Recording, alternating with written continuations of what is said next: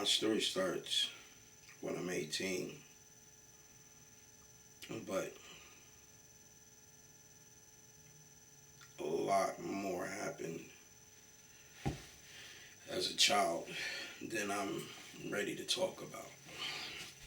So I'm going to say I'm 17, getting ready to turn 18, and I've been put on probation because of a situation where I was with some guys who were gang related, and I followed them for the company. They literally were my family, but I always was alone beforehand, so I wanted to get in the in crowd. When I finally got into the in crowd, not finally, because I've always been in the in crowd, but I was always alone, so I always wandered off. Like when school was over, I was on my own, doing my own thing. And every now and then I'll run into a friend and hang out with him for an hour or two, but never really had a friend where you can go stay at his house, spend a night, stuff like that. It took, I didn't get that until I was older. By then it really didn't matter. But I had got in trouble with these fellas. We've caught so many charges it made no sense because one charge led to another. And eventually, I was told that I was going to jail. The judge didn't want me on probation for 3 years. He wanted me locked up in juvenile. So I was on probation at 17 till I was 18, which was my court date, 12 days after my birthday. I'll never forget that because my birthday's May 12th, and I remember the court date being May 24th. But for some reason, everything changed.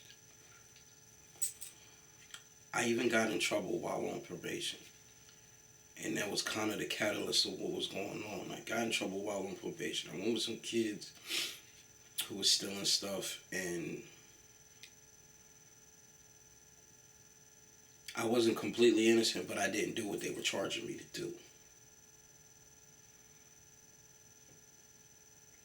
I didn't do it. But I was on probation.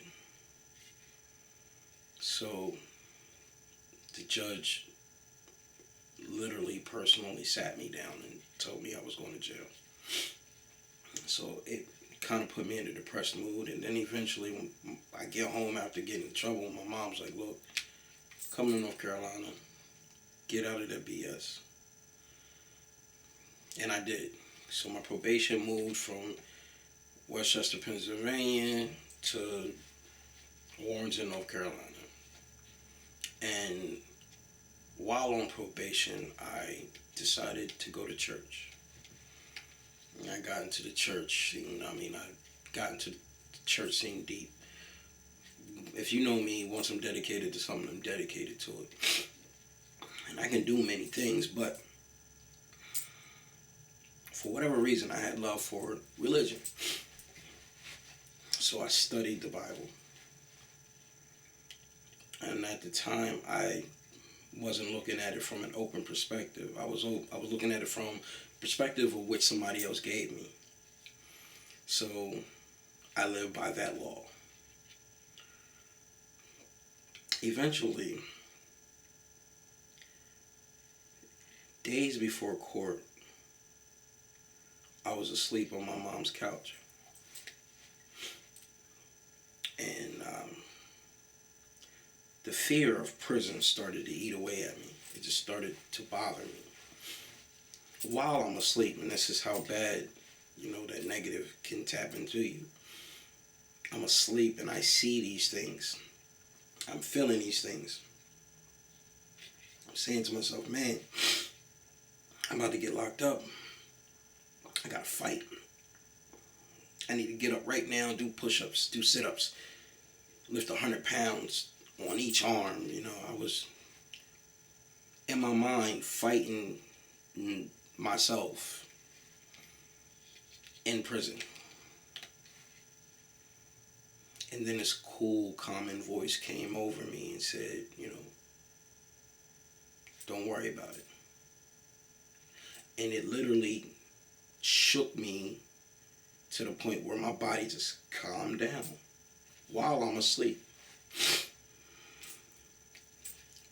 And then the negative came back. The negative feeling, the negativity came back and said, look, you're going to jail. You are going to jail. You're going to have to fight. You have to get ready to be stabbed, cut, jumped. Get it together. Man up. And that's exactly what I was thinking. Damn. I need to get on my game. Fight, punch, push-ups. And then all of a sudden this voice came over me again.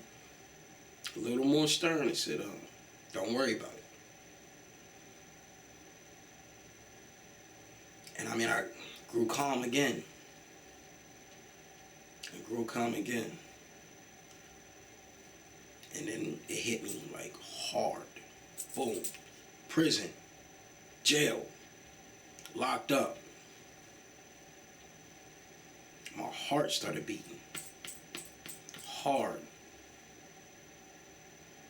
When I literally could feel the pressure of being in jail, being locked up. But then the voice came again and it said, didn't I say not to worry about it? And I immediately woke up. I stood up and I looked at my mom. My mom was in the kitchen cooking the whole time while I was going through this. It was early in the morning. And I said, Mom, God told me not to worry about it. So I'm not going to worry about it. And the pressure literally was gone. Gone. Even when I forced myself to think about it. I forced myself, this is what we're going to do in jail. And I still couldn't get that heavy weight on my shoulder. Like, I still could laugh. I went to court.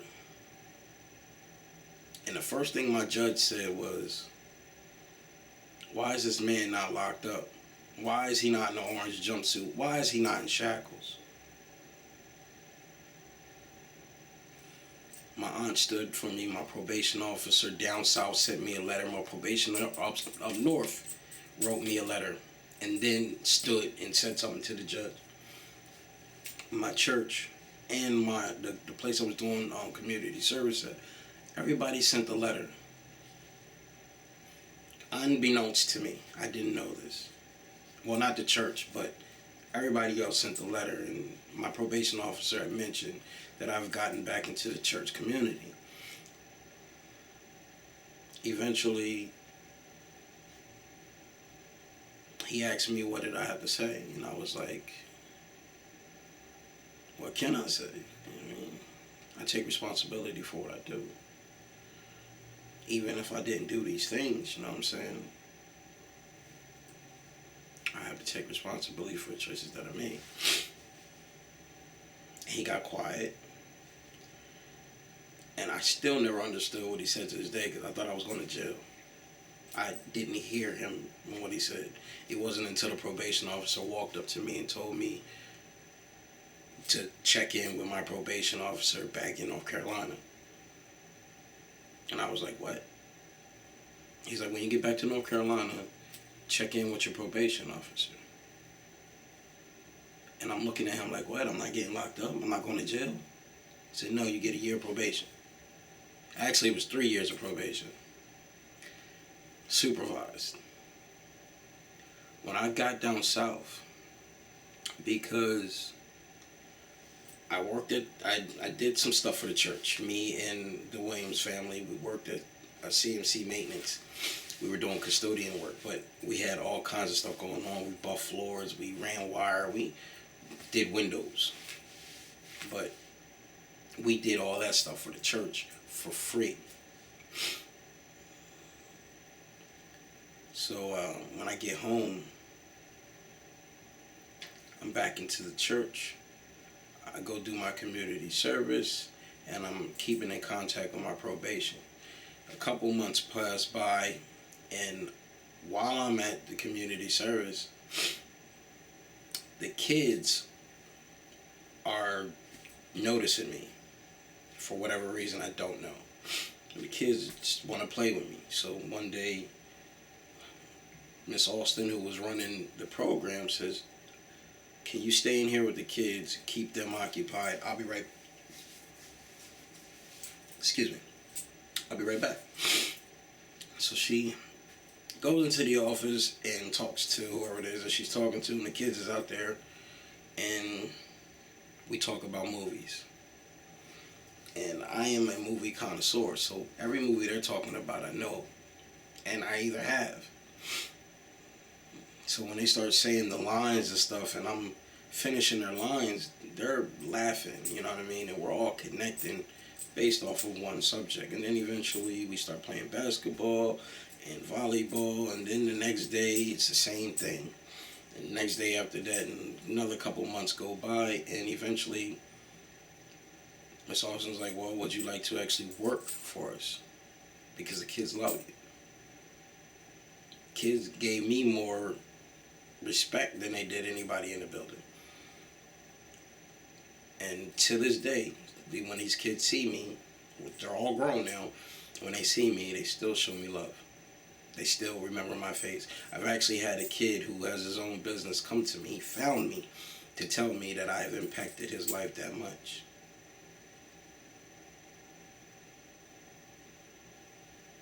Or I like to say God impacted his life that much to put me in it. But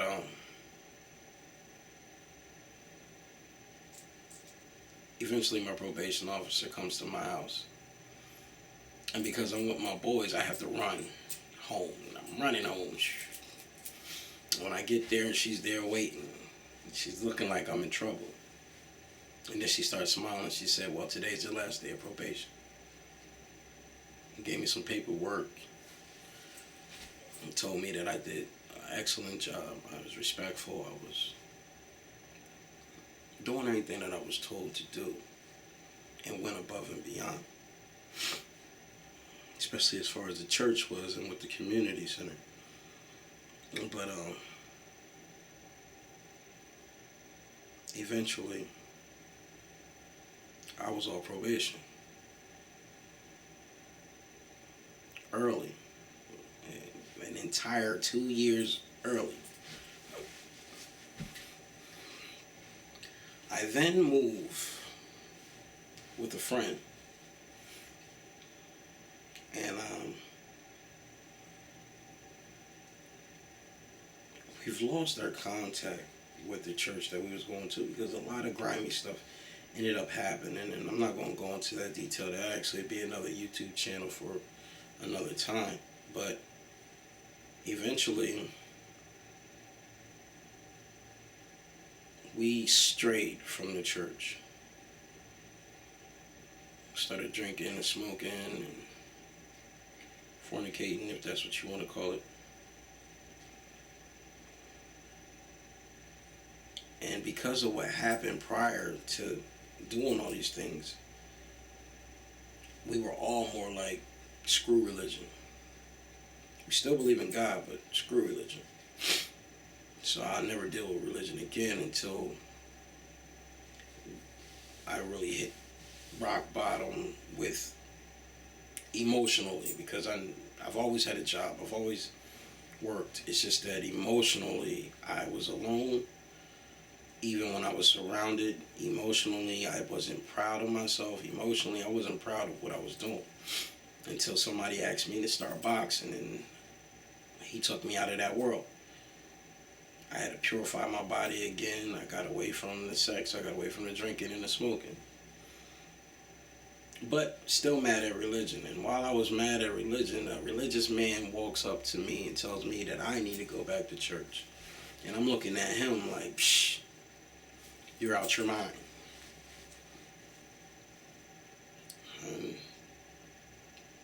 very next day, me and my brother were in our room. His bed is across the room, and mine is vertical, and his is horizontal. So my arm went numb, and I woke up and I'm flapping my arms around. I'm like, my arm, my arm, my arm. My brother wakes up and he looks at me and he laughs. I'm like, Rock, it's not even funny. Out of the blue, I go into a trance. I'm stuck. And I'm just staring. I'm stuck. I black out. Now in the midst of this blackout,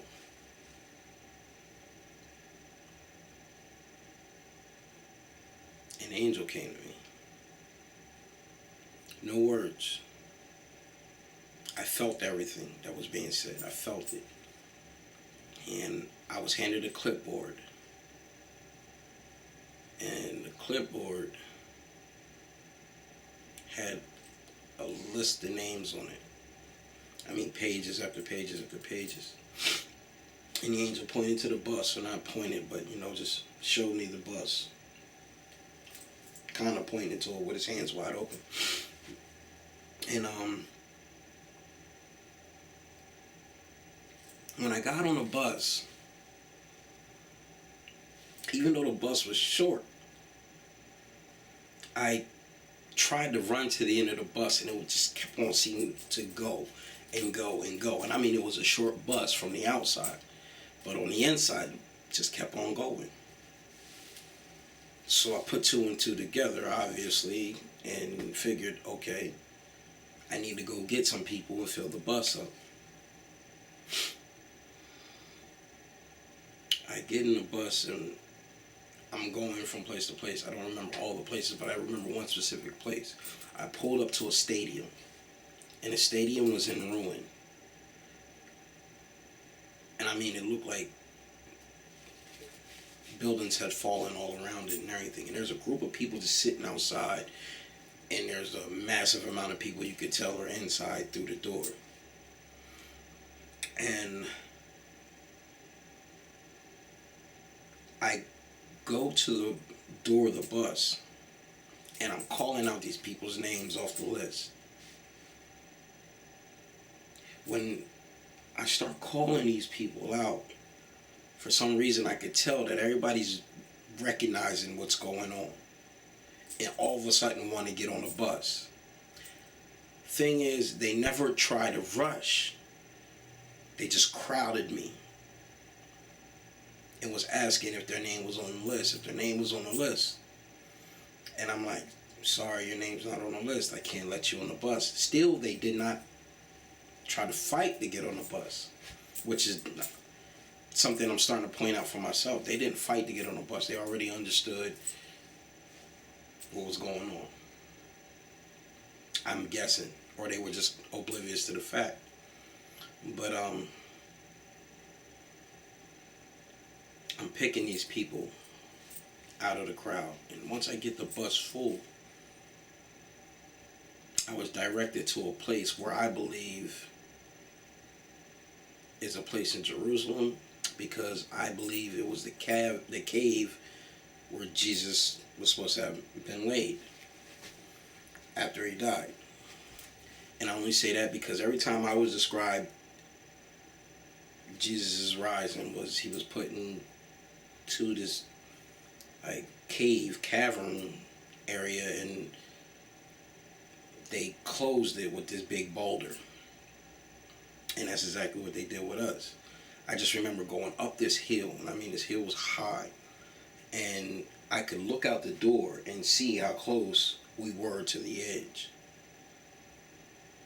Eventually, I stopped the bus, and all the people were starting to get off, and the angels are there. Angels are waiting at the door. 2 angels this time. It was just one angel that brought me the clipboard, but the angels were standing there. And eventually, after I made sure everybody was off the bus, I remember briefly looking over the land, And I remember seeing basically desert in one area and like what looked like ruined city in another. But as I was going into the cave, into this cavern, and the angels were covering the door with a boulder, I could see the fire falling from the skies.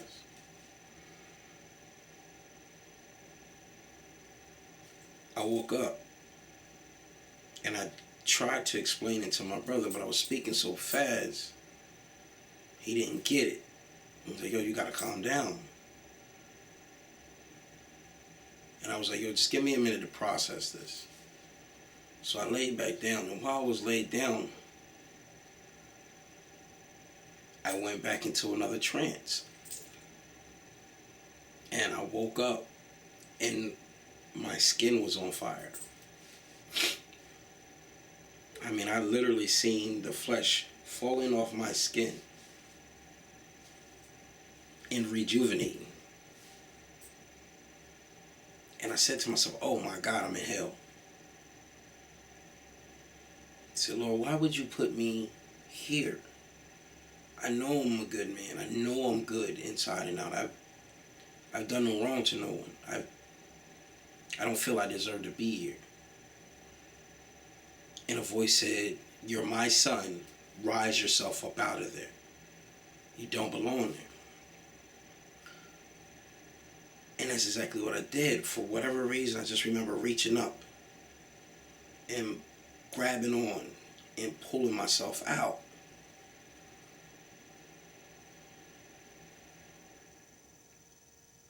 And I remember feeling, not hearing a thought. I felt it. You will be tested. And when I turned around, I realized I was in this dark room with a pillar in the middle of it, a brick pillar in the middle of it. And surrounding the edge of the room was what looked like a flower bed of lava, which I can now tell I pulled myself out of one of these lava beds.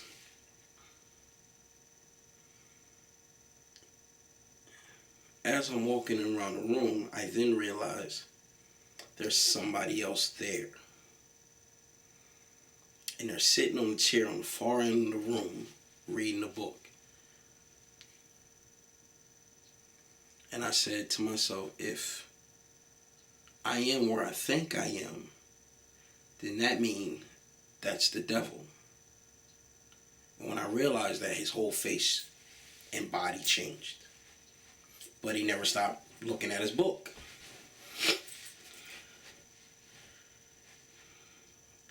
So I stood still, and I remember standing just like this, like, man, I need to tell my family.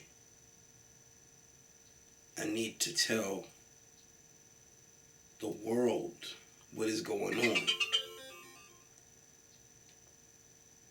And then I remember hearing a voice in my head while seeing these visions. And it said,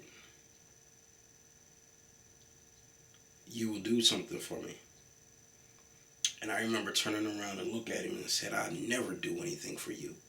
And then I heard him think, oh, he can hear what I'm thinking. And then I thought, oh, wow, he know that I can hear what he's thinking. So he must hear me. So I tried to quiet my mind. And all I could think about the whole time was my family. I gotta get to my family. So what I think the devil did was teleport me to the home of where my family was. Because I don't recognize this house, but I remember my family being here. So while I was there, I seen my family, and they were like, somebody was coming down the steps and somebody was coming around the corner. And I was about to say, my exact words, excuse my language, was, shit is real.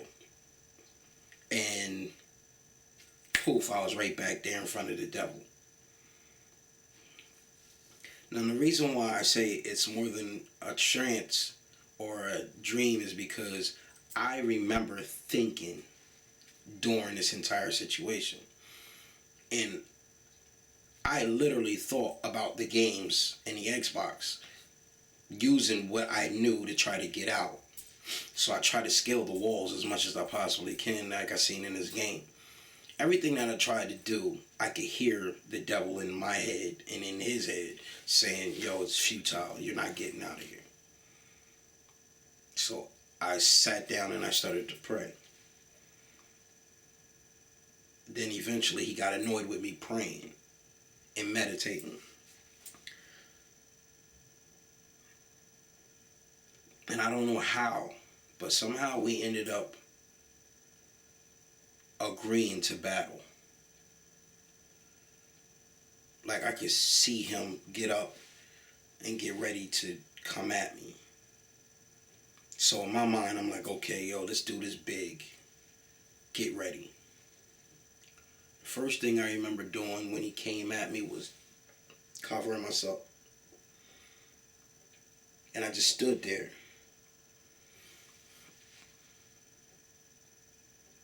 Then I looked up and I was like, yo, that didn't even hurt. God is with me. And my entire armor came about, like out of the blue. It was literally like a video game. Like in my mind, that's how I'm looking at it. But the armor just came about and me and the devil went into this battle. And I eventually triumphed and passed the test. I woke. But from that point on, I started to recognize the visions that were given to me. Even as a child, I remember seeing things ahead of time. And I remember even telling my mom when I was like 7 years old that I'd go to California. I'm going to live in California one day. And my mom's just wrote it off, you know what I mean? Of course. But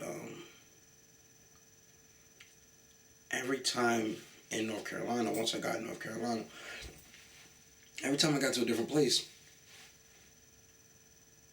I started recognizing stuff. Even when I got in California, I found my apartment before I knew where it was. Because I've seen it before, because God gave me the vision to see these things before. I seen it. So the moment I recognized it, while I was in California, I told the girl that I was with, I was like, yo, I remember this place. She said, but you never been here before. I said, but I've seen it before. Take this exit. We ain't know where we were. There wasn't no GPS then. We took the first exit. When I got off at the exit, I recognized something that I seen when I first envisioned this. I seen these palm trees. Never seen palm trees before. I seen these palm trees going down the middle of the highway. And there was one specific area where there's a sign in between these two palm trees by this stoplight. And the envision I seen would look like a picture. Me looking at a picture of these two palm trees and this sign in the middle next to the light.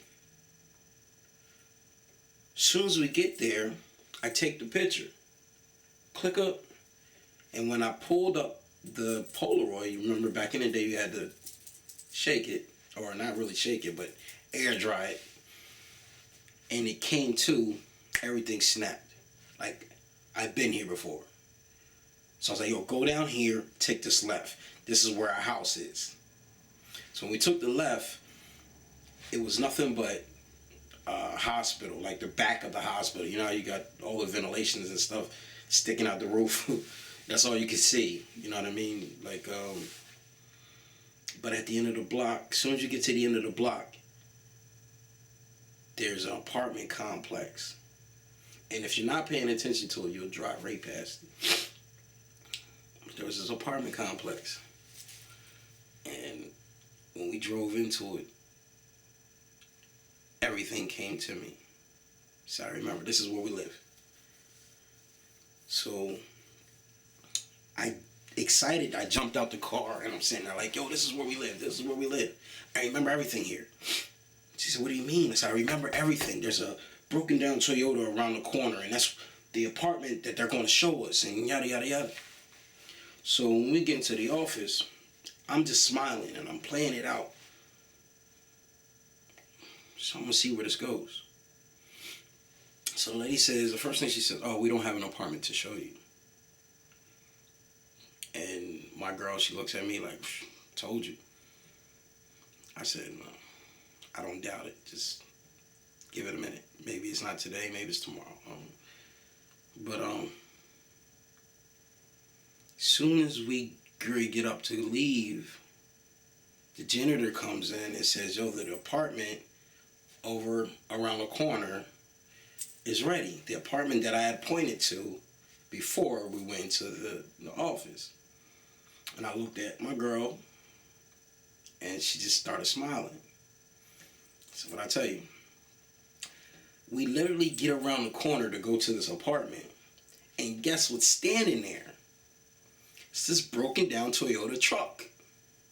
Now, when I remember seeing it in my visions, there was a camper on the back. But when I seen it then, it was no camper on the back of it, which I was told that happens. But the Toyota truck that I had mentioned was in its place. Never forgot that.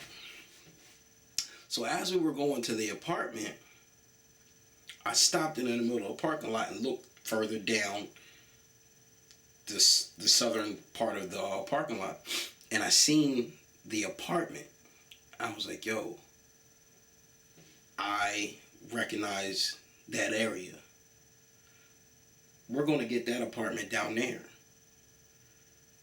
And my girlfriend's like, no, she's going to show us this one right here. This is the apartment we're going to get. I said, no, we're not going to get that one. We're going to get the one down here. I remember this. She said, no. She's going to show us this apartment. This is the only open apartment that we can get. I said, all right, maybe you're right. So we went to go up the steps, which was another thing that I had reminded my girl at the time. I said, yo, there's these steps, these rickety green steps with the cement on them. And they're metal and cement. I don't know if y'all ever seen them where they had like metal at the bottom of the steps and metal at the top of the steps and cinder block or concrete. They were part concrete and part metal. And I remember that. And they were green. I remember that. And it was rickety. I remember that. I remember the curtains that was in the apartment window had them old retro 70s flower hippie curtains in the window.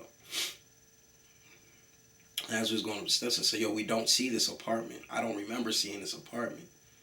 So before we can get to the top of the steps, because we'd already walked ahead to try to meet the lady there, she stops us and tells us if we wait till tomorrow, she could show us a better apartment. So I look at my girl. I said, what did I tell you? She said, but that doesn't mean it's going to be the one you pointed to. I said, all right, cool. We go home. She calls me about early in the morning. I don't remember exactly. I want to say 8, but I remember it was early because we left. And I mean, the sun just came up. Not literally, but the sun hadn't been up long. I got up at 5 something every morning. But as soon as we get there, she said, I got great news for you. The apartment that we was working on further down, we just finished. The guy painted and did everything that he needed to do, and it's ready to move in whenever y'all are ready. I said, cool, where is this apartment at? South of the parking lot. So I'm looking at my girl like, what did I tell you? So she's smiling. I mean, like hard, like, oh my God, I can't believe it. So I go ahead and walk down towards the apartment. And I said, you know what? I'm going to wait. I'm not even going to go in the apartment. I'm going to explain the architecture of our of the apartment. Because I remember, I said, first thing that I remember is, for whatever reason, there's a door in the middle of the living room. And everybody was like, yo, what the hell does that mean? I'm like, yo, there's a door that goes nowhere in the middle of the living room. That's how I know I've been here before. So I'm thinking the manager was going to give my girl the key and she bring it to me and her go in. But instead, when I turned around, the manager had the key. My girl was next to her and we was all walking together to go to the apartment. So I stayed at the bottom of the steps and I said, look, when you walk in, there's going to be a small little area with a wall right there in front of you. The carpet is beige. And there's a door in the middle of the living room that goes nowhere. The kitchen's small. It's directly to the right behind the wall, so on and so forth. I'm explaining these things to her. I told her where every room is, told her where the bathrooms were. We had 2 bathrooms. It was a small condo-like apartment. And I mean, we had this huge window. You cannot get mistaken. This window is huge, like from one end of the wall to the other end of the wall. And it's the only apartment, or there's only 2 apartments like that. And that's the reason why that she was sure we wasn't going to get these apartments, because they're all the highest ones there. And